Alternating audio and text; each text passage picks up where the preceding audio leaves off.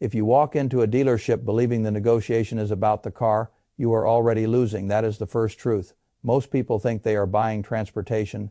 They are not. They are walking into a profit machine with more layers than they can see, and the most expensive layer is usually the one they encounter only after they believe the hard part is over. I have spent my life studying incentives, and once you understand incentives, the car business stops looking confusing.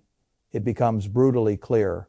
The salesman is not there to help you find a fair price. The invoice is not the real cost. The handshake on the sales floor is not the end of the negotiation, and cash, which feels powerful in almost every other corner of life, can actually make you weaker here. That surprises people. It should not. A dealership is not a furniture store. It is not a contractor. It is not a small shop on Main Street that smiles when you take out a stack of bills. A dealership is a layered profit system. If you remove one layer of profit, the machine simply tries to recover it somewhere else. That is the whole story. If I had to put this into one phrase you could remember, I would say it this way. A car deal is not one negotiation. It is a profit stack. And the buyer who sees only the top layer pays for the layers underneath without ever knowing where the money went. I want you to remember that because it changes everything. Let me show you why with two men. Derek thought he was smart, and to be fair, he was smarter than the average buyer. He did not walk into the dealership like a tourist. He prepared. He checked the sticker price. He checked the invoice price. He studied the model. He knew enough to avoid the most obvious mistake, which is walking in with a monthly payment target and no idea what the car actually costs. That already put him ahead of most people. The car he wanted had a sticker price of $32,250. The invoice showed $29,900. Derek negotiated hard back and forth. Pressure delay. The usual theater. Finally, he got the dealership down to $29,950. Just $50 above invoice. The salesman leaned back and told him they were basically losing money. Derek drove home feeling like a genius. On the surface, he had won, but the visible layer is the only layer the buyer is supposed to see. That is the trick. A week later, his neighbor Travis saw the car in the driveway and loved it. Same model, same dealership, same month. Travis went in and paid $2,400 more for the same car. He thought he got a fair deal too. That should tell you something important. The car was not the variable, the machine was.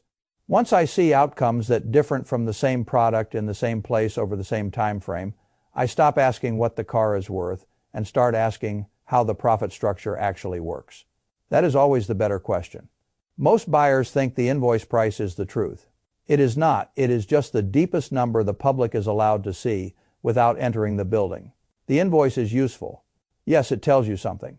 But it does not tell you the dealership's true economic position. That is where people get fooled.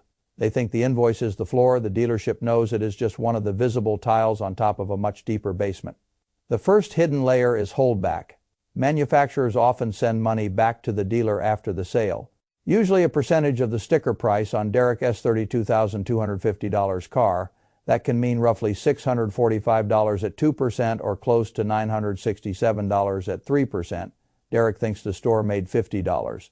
The holdback alone makes that belief childish. Then come dealer cash incentives. The quiet money manufacturers use when they need certain models move faster than the public realizes. Then volume bonuses hit a certain monthly or quarterly target, and the economics of every unit change. That is why dealers often become strangely flexible at the end of the month. They are not becoming generous. They are chasing a threshold that may be worth tens of thousands across the inventory. Then regional incentives, floor plan assistance, back-end manufacturer programs tied to metrics most buyers never even hear about. This is the invoice illusion.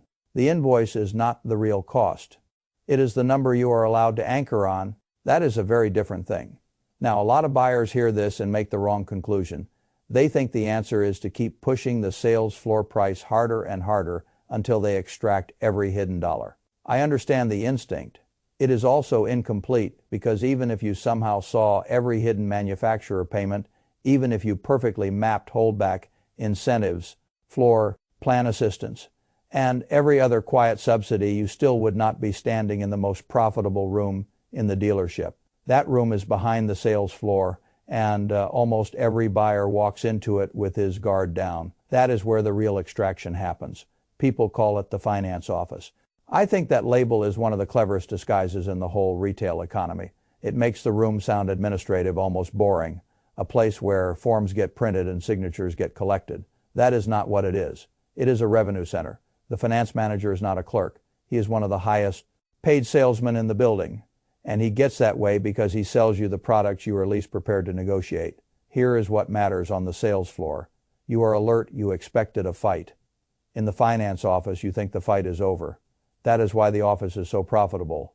The car price is settled, the emotional strain is done, you are tired, you want the keys, you want to drive home, you want the process to end. That is exactly when the machine brings out its best margins. The first major profit stream is the loan reserve. This is where people discover that financing is not simply a convenience, it is a product. Suppose the lender approves you at 4%. The dealership may write the contract at 5%. That extra spread is profit across enough deals. That kind of markup becomes a river of money. Not visible to the buyer as a line that says, "This is what we are making off your rate," just quietly built into the financing. Then comes the extended warranty. I am not telling you every warranty is useless. Some buyers should consider one. But that is not the same thing as paying whatever number gets slid across the desk. These products often carry margins large enough to make the finance office smile before you even reach the paperwork. Hundreds and sometimes $1,000 of profit can sit inside a product the buyer was never emotionally prepared to negotiate. Then comes gap insurance. Again, the product itself can be rational, especially if the loan balance may sit above the value of the car early on, but the margin built into the dealership version can be enormous relative to the actual utility. Then the little protection, packages, wheel protection, paint sealant, mats, coatings, add on so minor in isolation that saying no feels petty. That is why they work. The psychology is elegant, exhaust the buyer with one big negotiation, then make the rest feel small. Small things stacked together become a very large number. That is one of the oldest profit secrets in commerce. Now add the paperwork layer. People think paperwork is paperwork. It is not. It is a toll booth disguised as administration. Processing fees, documentation fees, electronic filing markups, temporary tag markups, notary and contracting markups. Each number looks too small to fight over in the moment. That is by design. Nobody wants to derail the whole deal over another $40, another $80, another $300, another standard fee, but the pile matters, and the machine counts on the fact that you will evaluate each pebble instead of weighing the bag. This is how Derek lost without knowing it. He won the visible negotiation and surrendered in the invisible one. That is what most buyers do.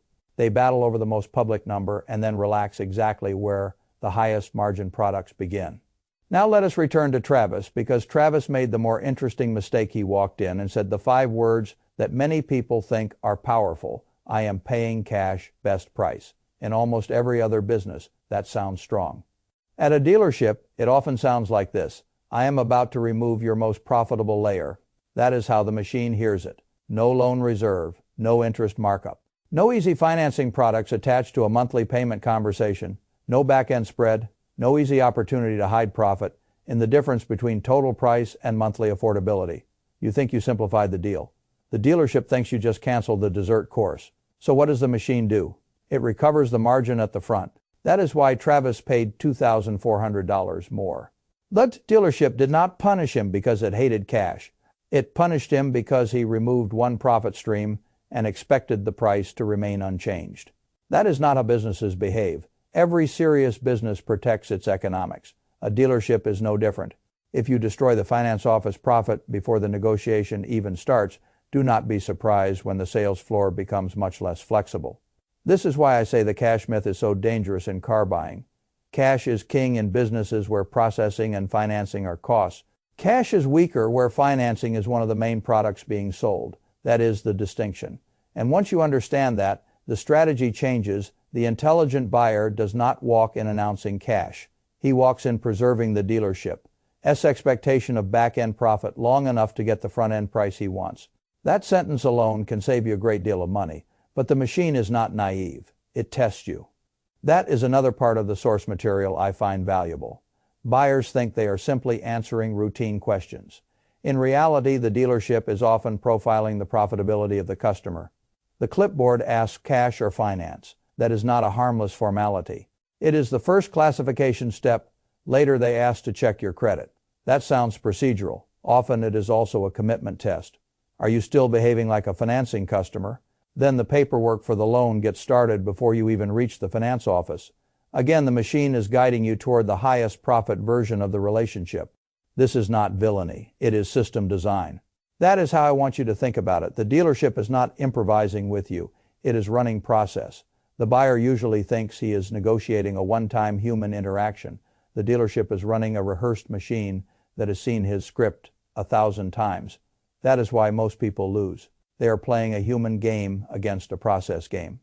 Now, if I were buying a car tomorrow and wanted to use the machine without becoming food for it, here is exactly how I would think. First, I would never enter talking about monthly payment. That is the buyer's surrender flag. The moment you let the conversation live inside monthly affordability instead of total economics, you have given the machine its preferred language.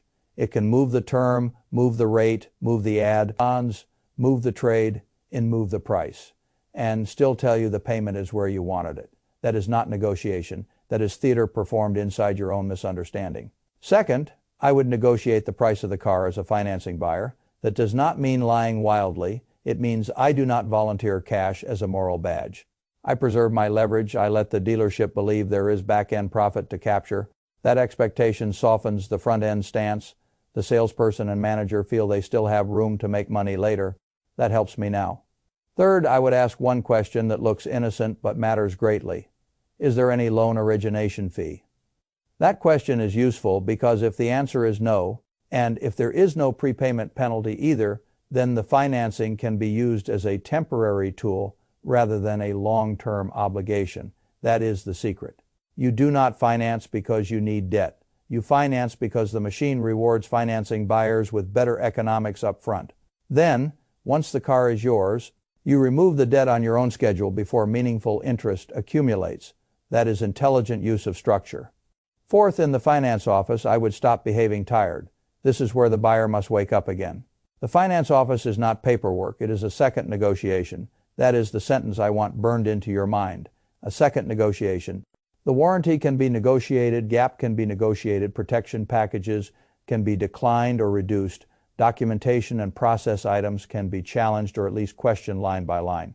You are not insulting anyone by doing this. You are simply refusing to pay hidden margins because the room changed shape. Fifth, I would read the contract line by line, looking for two things with special intensity. Any origination cost, any prepayment penalty. If those are absent, the entire strategy becomes powerful. Sign, take the financing price, drive home, pay off the loan almost immediately. You got classified as the profitable buyer without remaining one for long. That is the move. Now, I can already hear the objection. Isn't he that dishonest? Number it is discipline. The dealership built a machine designed to classify you by profitability. You are simply refusing to volunteer against your own interests.